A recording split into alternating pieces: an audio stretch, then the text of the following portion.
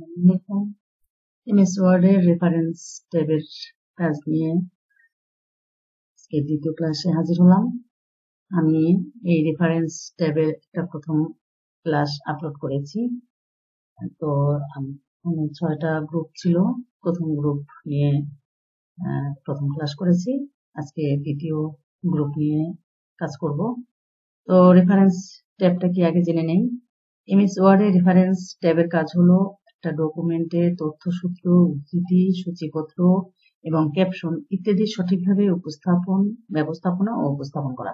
এটি মূলত একাডেমিক বা গবেষণামূলক লেখালেখিতে অত্যন্ত গুরুত্বপূর্ণ।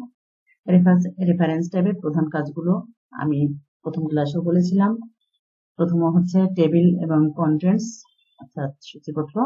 স্বয়ংক্রিয়ভাবে ডকুমেন্টের বিভিন্ন হেডিং অনুসারে সূচিপত্র তৈরি করে।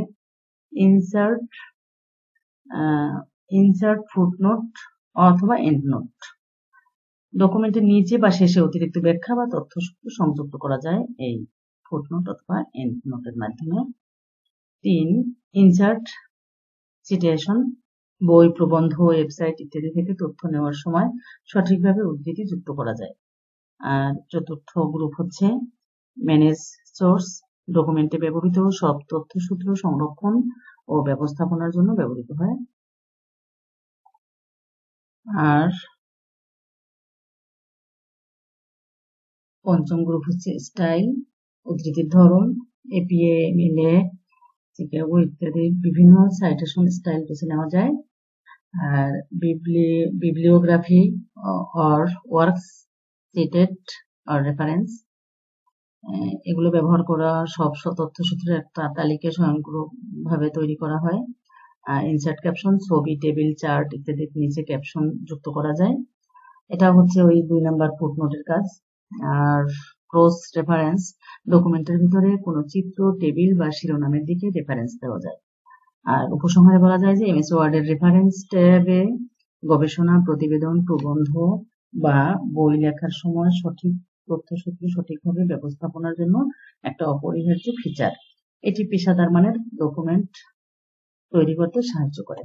তো এই মোটামুটি এই সম্পর্কে জানা। এবার আমরা ওয়ার্ড প্রোগ্রাম ব্যবহার করে কাজ করব।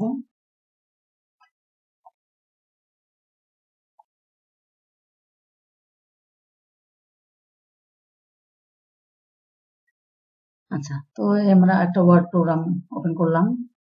রেফারেন্সের কাজ। রেফারেন্স এখানে যে একটু আগে বললাম যে বর্ণনাগুলো দিলাম সেই table of contents, footnotes, citations and bibliography, captions, index, table of authorities. তো এই ফুটনোটের কাজটা নিয়ে আজকে আলোচনা করব। Footnote, insert footnote or endnote. তো আমরা এখান থেকে একটা ফুটনোট দেব, যে এই যে এখানে কিন্তু একটা ফুটনোট দেয়া আছে, আমি একটা দিয়ে রেখেছি। আমি আর একটা ফুটনোট তৈরি করব, যেমন লেখালেখির ক্ষেত্রে আমি একটা ফুটনোট দেবো। জাস্ট এখানে আমি একটা ফুটনোট দিতে চাই। তাহলে insert footnote, add new source, এখান থেকে আমরা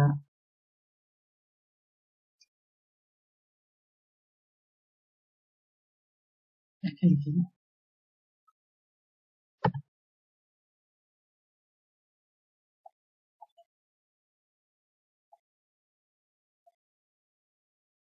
এখান থেকে আমি একটা কি লিখবো, 1 2 3 4 5, মানে জাস্ট বোঝা। তো এইভাবে আমি একটা ফুটনোট দিলাম। এই যে আমার এই ফুটনোটটা কিন্তু এখানে এসে গেছে। এছাড়াও আমার ভালো থাকবে। আল্লাহ হাফেজ।